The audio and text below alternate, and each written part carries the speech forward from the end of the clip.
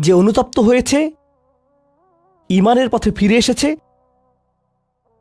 এবং তখন থেকে ভালো কাজ শুরু করেছে, তার জন্য নিয়মের ব্যতিক্রম হবে। এটা উপলব্ধি করাটা গুরুত্বপূর্ণ। আল্লাহ বর্ণনা করছেন নিকৃষ্টের মধ্যে নিকৃষ্ট, তার চেয়েও নিকৃষ্ট।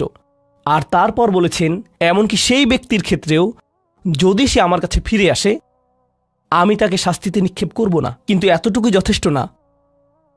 আমরা কথা বলছি ইবাদ আর রহমানের ব্যাপারে, যিনি অবিশ্বাস্য রকমের করুণাময় সত্তা। তো তিনি তাদেরকে শুধুমাত্র জাহান্নাম থেকে রক্ষা করেই ক্ষান্ত হবেন না, তিনি আরও কি করবেন? ফাউলাইকা ইউবাদদিলুল্লাহু সাইয়্যাতিহিম হাসানাত, সেই মানুষগুলোর মহাপাপগুলোকে প্রতিস্থাপিত করবেন। আর আমি আপনাদেরকে মনে করিয়ে দিচ্ছি সেই পাপগুলো কি? শিরক। ইন্নাশ শিরকা লাযুলমুন আযীম, হত্যা। কাআন্নামা কাতালান নাসা জামিআ, সে যেন গোটা মানবজাতিকে হত্যা করল।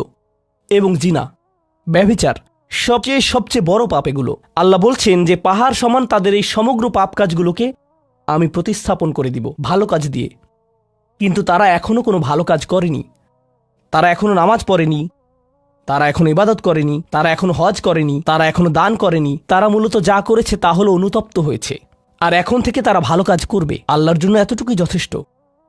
তাদের পাহাড়সম পাপগুলো নিবেন, যা তাদেরকে চিরকাল জাহান্নামে নিক্ষেপ করতে অপমানিত অবস্থায়। আর তিনি এই পাহাড়সম পাপগুলোকে নিয়ে পাহাড়সম ভালো কাজে পরিবর্তিত করে দিবেন। এটাই আল্লাহ করবেন তাওবাকারীদের জন্য। আপনিও বিশেষ মর্যাদার অধিকারী হবেন। শুধু তাওবা করুন।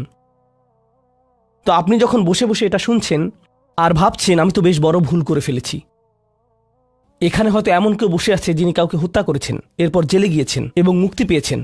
কিভাবে আল্লাহ আমাকে ক্ষমা করবেন? আপনাদের কেউ কেউ হয়তো ব্যভিচারের ভুল করে ফেলেছেন, আল্লাহ আপনাদেরকে রক্ষা করুন। আপনাদের কেউ কেউ হয়তো সেই পথে অগ্রসর হচ্ছেন, আপনাদের কেউ কেউ হয়তো শিরক করেছেন। সকল ধরনের অপরাধ সংঘটিত হচ্ছে আর মানুষ সকল ধরনের অপরাধে লিপ্ত হচ্ছে। আপনি যদি তওবা করেন এবং আল্লাহর কাছে ফিরে আসেন, এই সকল অপরাধ শেষ হয়ে যাবে। কিন্তু এরপর আপনাকে ভালো পথে চলতে হবে।